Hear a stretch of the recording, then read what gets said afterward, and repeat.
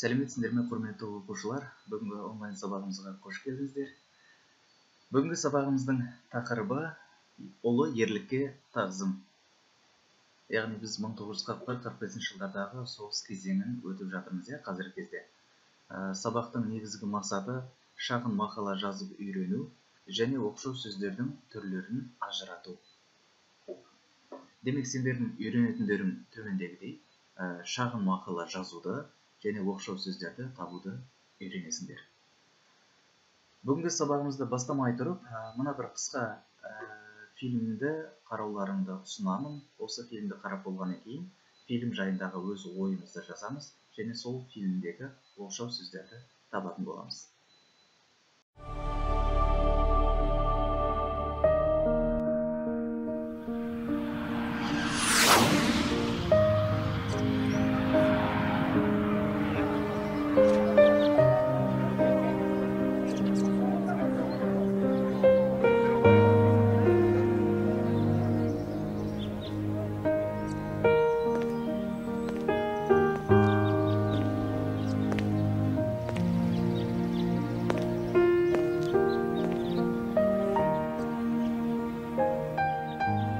Ата, мына от не үшін жанып тұр?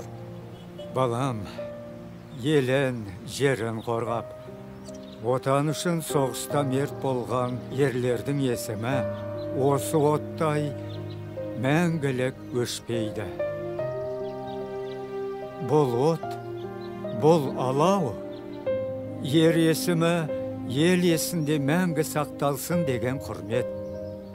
Түсіндің бе, балам? Түсіндім, ата. Айналайын. Сонау соғыстың сұрапыл жылдарында менің талай майдангер достарым отан үшін жанын пида еткен, балам. Әлі есімде, қиян кескір шайқаста қанды көйлек досым Дәуіт екеуміз... Міне, ата, міне, ата. Ата, міне. Міне.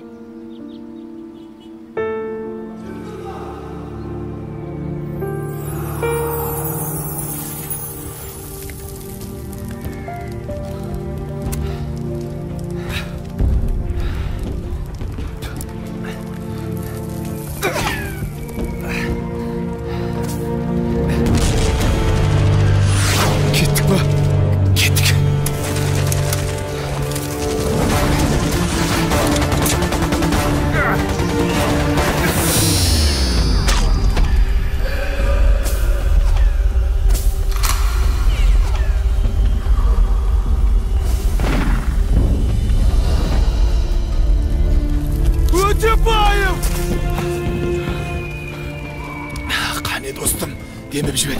Тоқта, демеп жібер деймін саған. Сен жаралысың ғой. Отан үшін, ел үшін қаным қалғанша шайқасамын.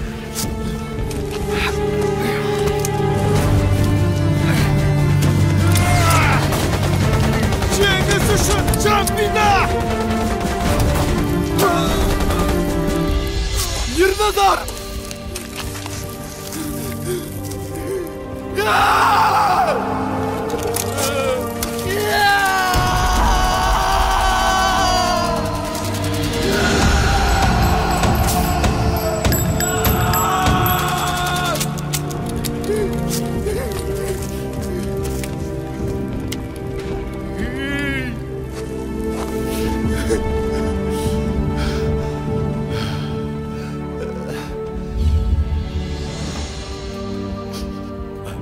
Ата, сіз неге жылап тұрсыз?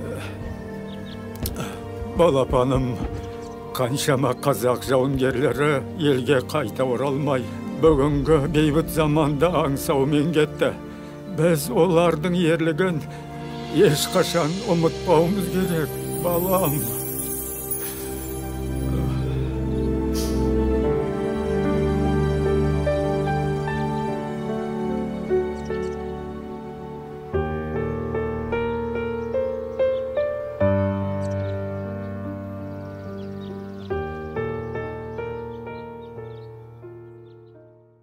Рахмет. фильмді қарап болса, фильм жайындағы өз ойымызды жазуға кіріссек. Яғни біз фильм жайындағы өз ойымызды 70-80 сөзбен шағын мақала ретінде, шағын пост ретінде жазып беруіміз керек. Әрине құрылымын сақтай отырып, құрылымы деп отырғанымыз кіріспесі болу керек, негізгі бөлімі және қорытынды бөлімі болу керек. Және сөз санын ескеруіміз керек, яғни 70-80 сөзден тұратын шағын мақала жазып беруіміз керек. Ал олай болса, уақыт кетті.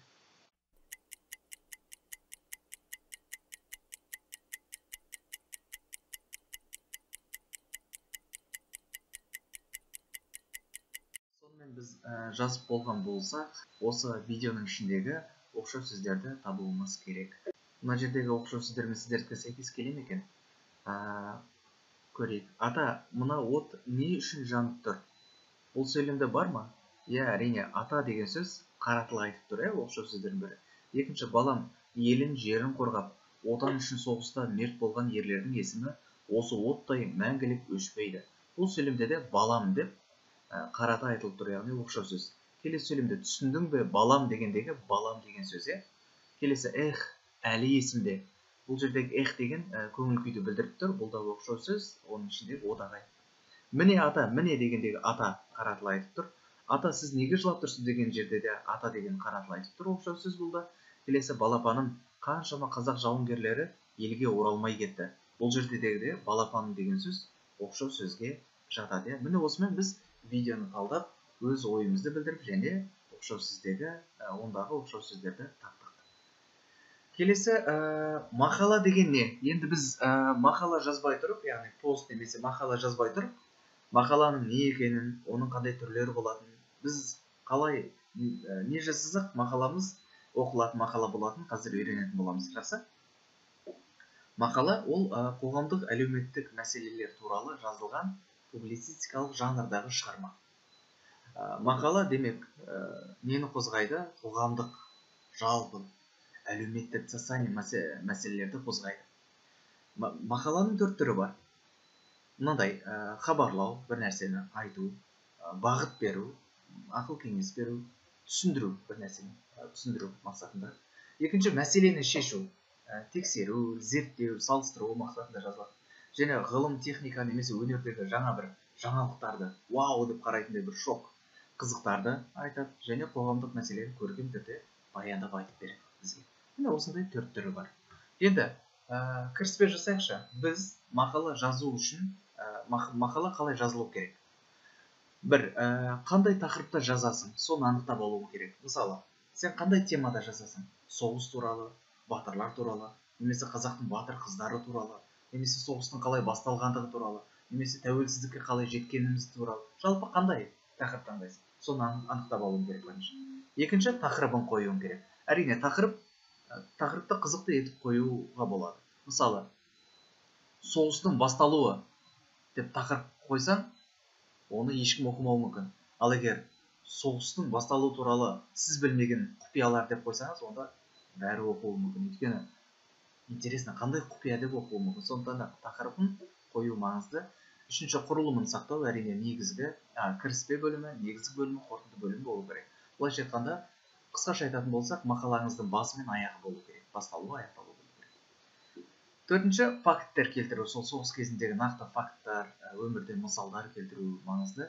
Ең соңғысы көркемдеу құралдарын қосу, яғни көркемдеуіш құралдарымыз біздің сын есімдеріміз, теңеу сөздеріміз, метафораларды қосу, немесе кешегі өткен тұрақты тіркестермен осы өтіп жатқан оқшау сөздерді қосуымыз маңызды. Демек, сенің мақалаң қызықты болу үшін, тартымды болу үшін қандай болу керек?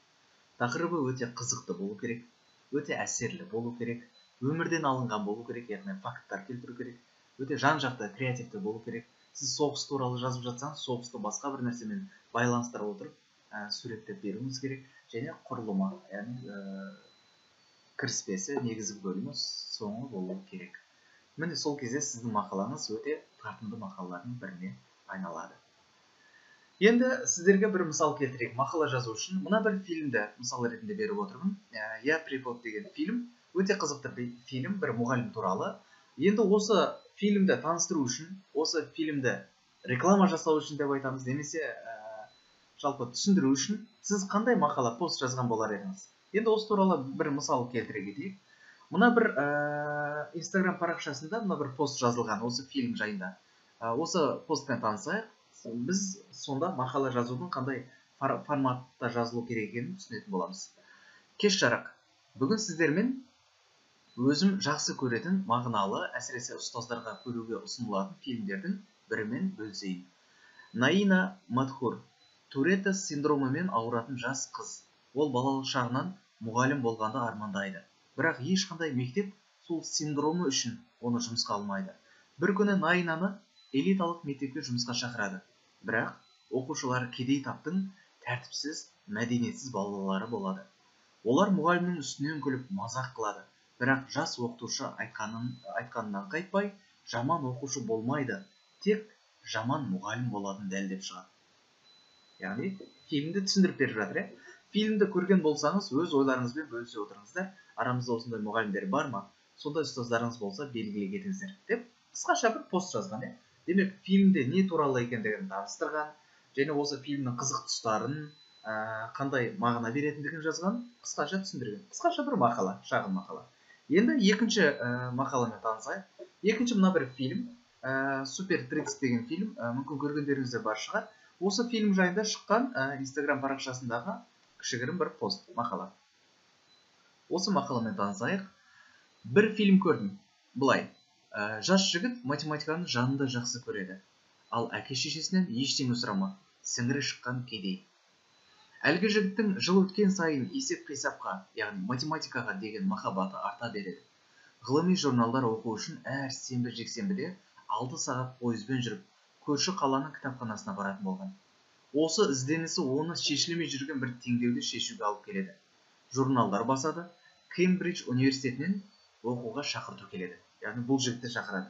Бұдан артық тамаша карьера, зор табыс, ғажап өмірдің қандай кепілі керек.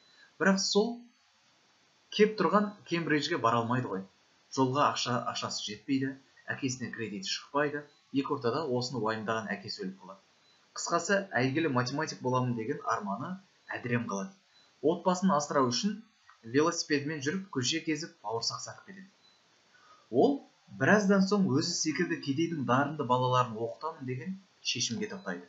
Жыл сайын 30 баладан іріктеп алады, оқу тегін. Ең қызығы, елдің бір түкпіріндегі ең кедей деген балалардың көбі сол елдегі ең крутой университеттерге түсіп кетеді. Былтырға дейін оқытқан 450 баланың 391-і сол елдегі ең мәртебелі оқуға тегін түскен. Ол жайлы Discovery деректі фильм түсірген. МИТ пен Гарвард университеті өздеріне лекция оқуға шақырған. Қысқасы, Супер 30, яғни Супер 30 деген фильмді көріңіздер. Көрдіңіздер ма? Шағын мақала фильм жайында. Ол фильмді көріп болған екен өз ойын жазған. Фильмде не туралы екендігін айтылған. Және фильмдегі адамға мораль беруші тұстарында жазған. Өмірден факттарды келтірген. Және ол сол ұстазды кімдер лекция оқуға шақырғандығы туралы айтқан. Ең соңында фильмді көруге ұсыныс білдірген. Дәл сол сияқты. Осыны оқыған кезде сізге фильмді көруге деген қызығушылық оянады. Дәл сол сияқты біз де бір шағын мақала жазуды үйренетін боламыз. Демек, біздің мақаламыз тартымды болу үшін не істеуіміз керек? Ең әуелі креативті идея тауып алуымыз керек. Осы тақырыпта мен қандай идея арқылы жаза аламын деген сияқты. Қызықты тақырып тауып алуымыз керек. Ерекше факт, өмірден мысалдар келтіруіміз керек. Құрылымы, әрине, мақаланың құрылымы өте қысқа нұсқа, шағын өте әдемі болу керек. Жазу стиліңіз публицистикалық стиль болу керек. Ойыңызды жеткізуіңіз және көрікті құралдарын қолдануыңыз тиімді болса, сіздің мақалаңыз супер мақалаға айналады. Сіздерге мысал ретінде көрсете кетейін. Бір ғана мақала, мына мақалаға қалай тақырып қоя аламыз, ол өздеріңіз бір тақырып қойсаңыздар болады. Осы мақаламен танысайық. Қазіргі ұрпақ ата-бабасына алғыс айтуы тиіс. Осынау кең байтақ жерді дұшпанның көзінен аман сақтап, келешек ұл-қыздар үшін аманаттап қалдырды. Олардың ерлігін айтып мақтану кез келген ұрпақтың парызы. Бабаның ерлігі ұрпаққа рух береді. Сонау Керей мен Жәнібектен бастап, соңғы хан Кенесары мен соңғы батыр Оспанның ерлігін жалғастырған жандар қазақ жерінде аз болмаған. Бұған Ұлы Отан соғысы кезінде ерлік көрсеткен қазақстандықтар дәлел бола алады. Бір батальонды шашауын шығармай жау тылынан 3 рет аман алып шыққан әскери қолбасшы, даңқты жауынгер Бауыржан Момышұлы, шығыстың қос шынары атқыш Әлия мен пулеметші Мәншүктердің ерлігі ұмытылмақ емес. Бірақ та кеңес үкіметі кезінде батыр атағын бермей кешіктіріп жүрсе де, олардың ерліктері мәңгілік естен кетпейді. Міне балалар, шағын мәтінмен, шағын мақаламен таныстық. Мақалаға қандай ат беруімізге болады? Егер осы мақалаға батыр бабаларымыздың ерліктері деп қойсаңыздар, оны ешкім оқымауы мүмкін. Білеміз ғой, батырлардың ерліктерін деуі мүмкін. Егер сіз білмейтін қандай ерліктер, немесе сіз білмейтін ерліктерді қойсаңыз, немесе соғыс басталғандағы сіз білмейтін құпиялар деп қойсаңыз, вау, деп қызығып оқуы мүмкін, тақырып. Енді осы мақалаға кішкене тоқталайық. Мақалада айта кететін жағдай кіріспе бөлімі. Бірінші абзац кіріспе бөлімі. Біздің кімдерге қарыздар екендігіміз. Бүгінгі ұрпақтың бұрынғы ата-бабаларына қарыздар екендігімен басталған. Ерекше бастау, бірден соғыспен бастап кетпеген. Бүгінгі ұрпақтың үлкен бұрынғы ата-бабаларымызға қарыздар екендігімен бастаған. Негізгі бөліміне тоқталайық. Негізгі бөлімінде енді не үшін қарыздарым? Сонау Жәнібек Керейден бастап, соңғы хан Кенесары мен Оспан Батырмен жалғастырып, Әлия Мәншүктерге дейін алып келген. Яғни жалғастырып, өте әдемі байланыстыра білген. Үшінші, қорытынды бөлімінде шындықты, фактіде жаза білгені, Ұлы Отан соғысының батыр атағын бірден бермегендігін, кейіннен кешіктіріп бергендігі туралы айтылған, бірақ ең соңғы түйінді бәрібір мәңгілік есімізден шығармайтындығымыз туралы өте әдемі шағын ғана мақала жазып көрсеткен. Демек, бұл мақаланың кішкене бір үлгілерін сіздерге көрсетіп жатырмыз. Енді біздер келесі оқу мақсатымыз бойынша оқшау сөздерді ажыратуымыз керек. Сіздерге бірнеше сөйлем бердім. Осы сөйлемдерден оқшау сөздер қай сөйлемде бар, қай сөйлемде жоқ. Егер оқшау сөздер қатысқан сөйлемдер болса, оқшау сөздерді дәптерімізге жазып аламыз.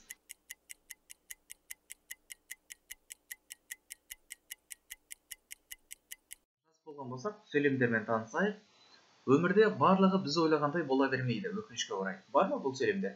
Әрине бар, өкінішке орай деген бізде не болып тұр? Қыстырма сөз болып тұр, Ұлы Отан соғысында қаншама жігіт қан майданда мерт болды. Бар ма бұл сөйлемде? Әрине жоқ. Келесі сөйлем қысқасы, бүгін ұрпақ батыр аталарына қарыздар. Бар ма осы сөйлемде? Бар, қысқасы. Келесі атқа қонайық жігіттер, аттанатын да уақыт болыпты. Бұл жерде қаратпа сөз болды, жігіттер оқшау сөздерге жатады. Сонау туған өлкең арқаны есіңе түсірші, суреттеші деген сөйлемде жоқ. Ал келесі әрине, еңбексіз ерде, жерде көгермейді деген жерде әрине бұл оқшау сөз болыпты. Кешегі өткен батырлардың ұрпағымыз деп мақтанышпен айта аламыз. Бар ма? Жоқ, әрине. Қорыққандықтан ба, әйтеуір екі аяғы дірілдеп кетті. Бұл сөйлемде бар, әйтеуір деген қыстырма сөз болыпты. Оқшау сөздің ішіндегі. Ертерек білмегенімді қарашы, әттеген ай. Бұл жерде бар ма? Әрине, дұрыс айтасыңдар, бар. Әттеген ай деген бізде оқшау сөздер болып тұр. Енді сіз бүгінгі сабағымызда жалпы біздер шағын мақала жазуды үйрендік, және сонымен қатар оқшау сөздерді ажыратып білдік. Енді сіздерге үй тапсырмасында мынандай бір тапсырма бергім келіп отыр. Сіздер ютубқа майдангерлер деп жазсаңыздар, осы мынау картинадағы фильм шығады.